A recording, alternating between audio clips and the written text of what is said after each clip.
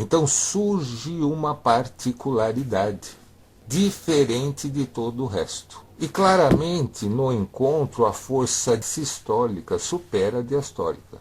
O para dentro tem uma potência maior do que o para fora. O sentido do tecido que vai da periferia para o núcleo tem um torque maior e tem uma pressão maior, um volume maior, um poder de ação maior do que a força diastólica que vai do núcleo para a periferia, busca ou para fora.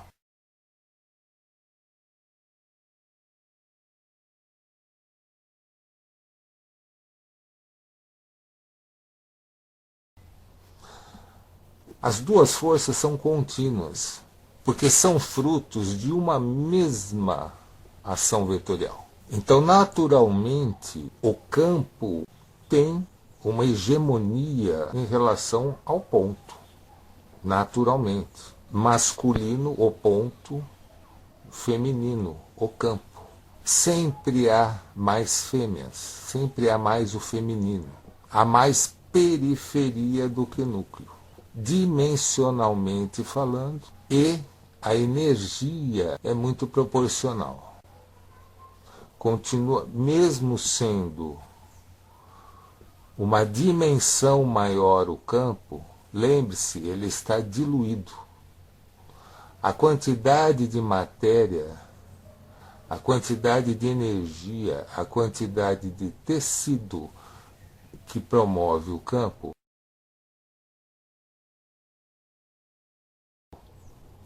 é espelhar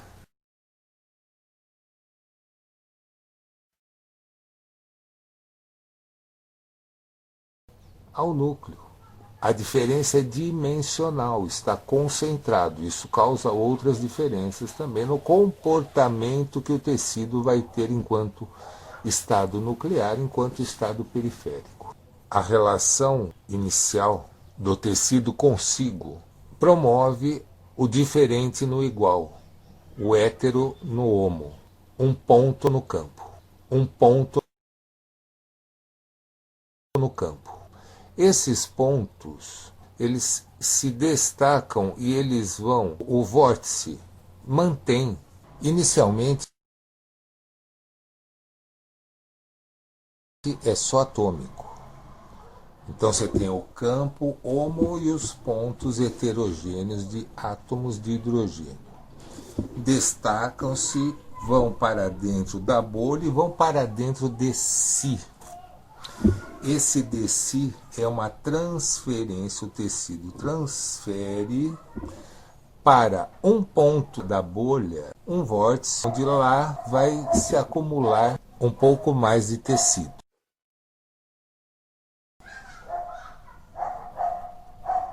Os barulhentos mandando calar a boca.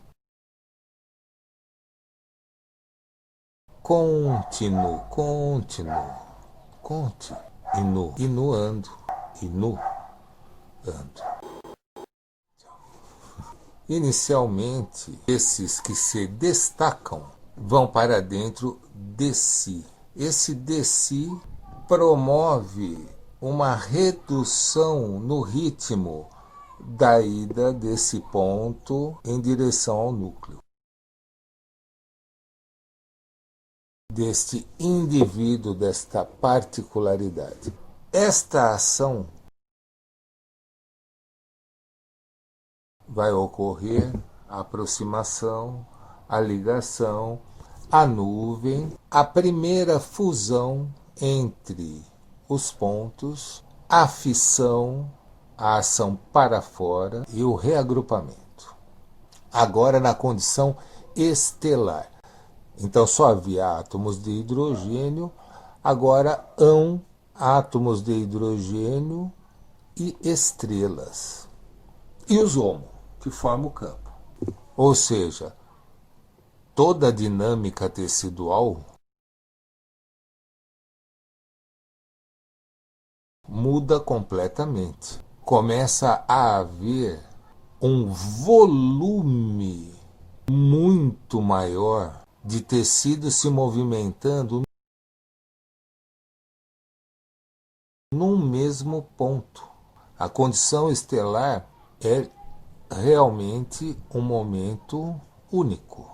Não só pela poesia de estar tudo escuro e começar a acender as luzinhas, os vagalumes acendendo na escuridão e os cachorros latindo.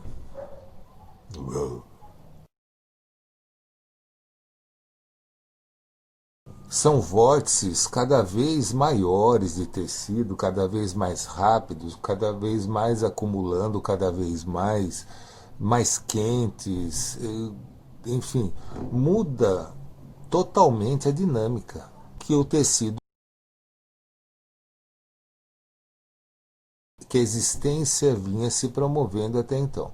Átomos, estrelas. Com a morte e renascimento contínuo das estrelas, ou seja, com a ação de fissão perante a fusão constante que a bolha faz em si, os pontos instantâneos eventuais de fissão que vão ocorrendo dentro dessa bolha, vai criando o maremoto contínuo. Mar é moto contínuo. Tecido é um moto contínuo, movimento que não para. Moto, movimento contínuo, contínuo, estou contando. Nesta brincadeira liquidificatorial do tecido, criando vórtices pontuais em si, vai mexendo, o campo vai rebolando. Entre o átomo e a estrela, começa a haver o espaço dimensional, o espaço onde a pressão da pulsação não é tão intensa como no núcleo fusão, como na periferia fissão. E esse processo de colapsos, de mortes e renascimentos estelares, vão continuar ocorrendo até que, em um dado momento, o tecido promove em si um vácuo pontual.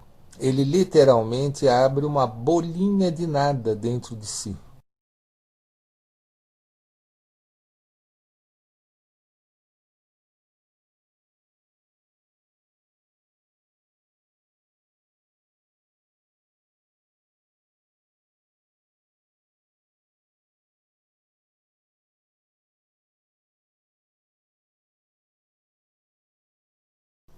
E para fazer isso, ele precisa transferir tudo que há lá para algum outro lugar. Depois falaremos sobre isso. Casa acordada. Esta oportunidade de casa acordada. Casa acordada.